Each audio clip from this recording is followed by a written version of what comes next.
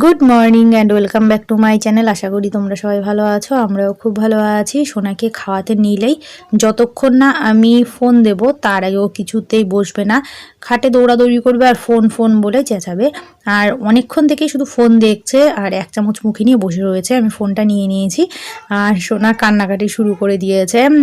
আর phone দেখতে নিলে phone দেখেই যাবে, আর দেখো মুখের মধ্যে খাবার নিয়ে চুপ করে বসে রয়েছে। এখন আমি সোনাকে এই খেলনা দিয়ে খেলিয়ে খেলিয়ে খাওয়ানোর চেষ্টা করব। খাওয়ানোর সময় খুব ঝামেলা করে, কিছুতেই খেতে চায় না। আর এদিকে আমি মাছ ভেজে নিচ্ছি, 2 পিস মাছ ভেজে তুলে রেখেছি। দেখো মাছটা খুব একটা ভালো না, একদম ছাল চামড়া উঠে গেছে মাছের। আর আজকে আলু ফুলকপি দিয়ে মাছের ঝোল করব আর সোনার জন্য শিঙি মাছ রান্না করব, আলু দিয়ে ঝোল করব সোনার জন্য। আর এদিকে আমি এখন কিছু জামা কাপড় সার্ফের জলে ভিজিয়ে দিচ্ছি। সকালে জামা কাপড় ওয়াশিং মেশিনে কেচে দিয়েছি, এখন সোনার কয়েকটা জামা আমি হাতে কেচে নেব। আমি সোনার জামা হাতে কাছি আর কি 2-3 দিন পরই জামাগুলো হাতে কেচে দিই, কারণ আমার মনে হয় যে ওয়াশিং মেশিনে সবসময় কাচলে জামাগুলো খুব একটা পরিষ্কার হয় না, তাই কয়েকদিন পরই আমি ওর জামাগুলো হাতে কেচে দিই। আর এইদিকে আমি এখন খাটটা পরিষ্কার করে নেব, কারণ সোনা খেতে বসে তোমরা তো দেখেছোই যে এই প্যাকেটটা নিয়ে বসছে। আর এর মধ্যে যত সব কৌটো ভাঙড়ি জিনিসপত্র এর মধ্যে রয়েছে, কারণ কৌটো তারপরে বোতল এগুলো দিয়ে খেলতে বেশি ভালোবাসে। আর এখন আমি খেয়ে নেবো, প্রচণ্ড খিদে লেগেছে। আর আজকে সকালে রুটি করিনি, গুড় আর মুড়ি খাবো। ঝোলা গুড় আর মুড়ি খেতে খুব ভালো লাগে। এখন 11:15 বাজে, সব কাজ হয়ে গেছে, রান্নাও হয়ে গেছে, আমাদের সবার স্নান হয়ে গেছে। এখন সোনাকে নিয়ে মাঠে যাচ্ছি। এই পাশে মাঠ আছে, সেখানে সোনাকে আগে একদিন নিয়ে গেছিলাম, ও মাঠে গিয়ে খুব মজা পেয়েছিল, তাই আজকে আবার নিয়ে যাচ্ছি।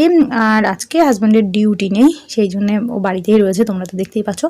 আর সোনা মাঠে এসে দেখো দৌড়াদৌড়ি করছে। ওকে মাঠে নিয়ে এসে কি ছেড়ে দিতে পারি, কিন্তু রাস্তায় ওকে সবসময় ধরে রাখতে হয়, কারণ কি সবসময় তো রাস্তা দিয়ে গাড়ি আসে। আর আগে একদিন মোটরসাইকেলের সঙ্গে ধাক্কা খাচ্ছিল, সেই জন্য তো আমি এখন সোনাকে কিছুতেই ছাড়ি না আর কি, যখন রাস্তায় ওকে নিয়ে আসি। আর ও রাস্তায় আসলে শুধু হাত ছাড়ানোর জন্য ছটফট করে, কিন্তু মাঠে ওকে ধরে রাখতে হয় না, কারণ এখানে তো আর গাড়ি আসার কোনো ভয় নেই। ও নিজের মতো নিজে দৌড়ে বেড়াতে পারে। আর দেখো আজকে 2খানা বল নিয়ে এসছে, আর সোনার বাবা ওকে বাড়ি পড়া জুতো পরিয়েই নিয়ে চলে এসছে। আমার আগে ওরা বেরিয়েছে, আমি অত লক্ষ্য করিনি যে ওর জুতোটা ওর বাবা চেঞ্জ করেনি, ঘরের জুতো পরিয়েই নিয়ে এসছে। আমার বাড়িতে গিয়ে জুতোটা ধুয়ে দিতে হবে। আর এখন অনেকটাই আর কি বেলা হয়ে গেছে, আর আর কি একটু গরমও লাগছে, যেহেতু আর কি শীতটা অনেকটাই কম। আর সোনাকে সোয়েটার পরিয়ে নিয়ে এসেছি, ও ঘেমে গেছে। এখন বাড়ির দিকে নিয়ে যাব, কারণ অনেকটাই বেলা হয়ে গেছে, ওর ঘুমেরও সময় হয়ে গেছে।